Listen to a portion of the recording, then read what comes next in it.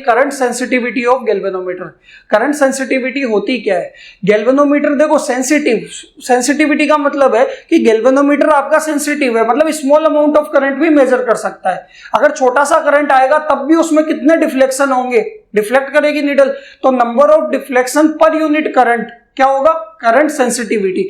यानी इसको डिनोट किया जाता है, इसको डिफाइन करेंगे, current sensitivity is the deflection of galvanometer needle per unit of electric current, और इसको डिनोट किया जाएगा, it is denoted bye IS। किससे डिनोट किया जाएगा?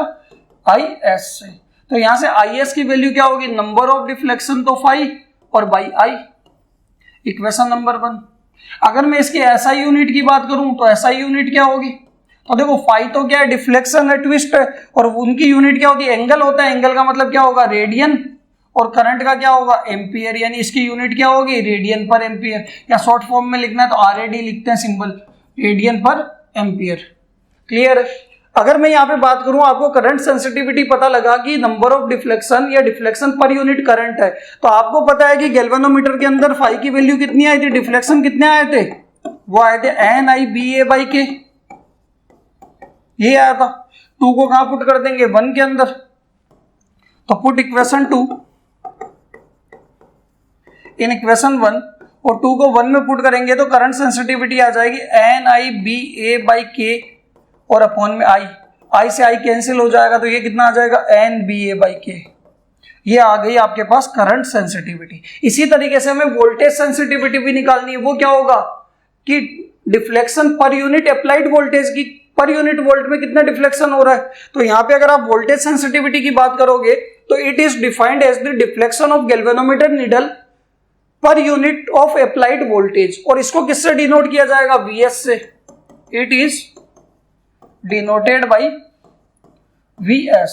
तो यहां से अगर आप VS देखोगे तो VS कितना होगा? φ/V।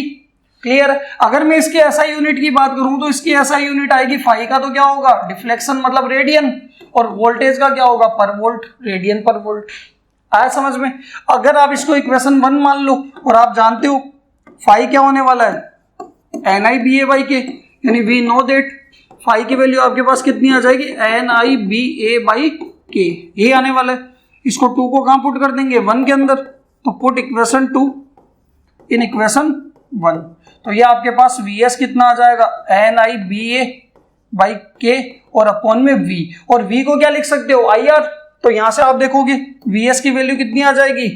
NIBA/K और इंटू V को मैंने क्या लिख दिया? IR। तो I से I कैंसिल, तो आपके पास VS आ जाएगा NBA/K इंटू R।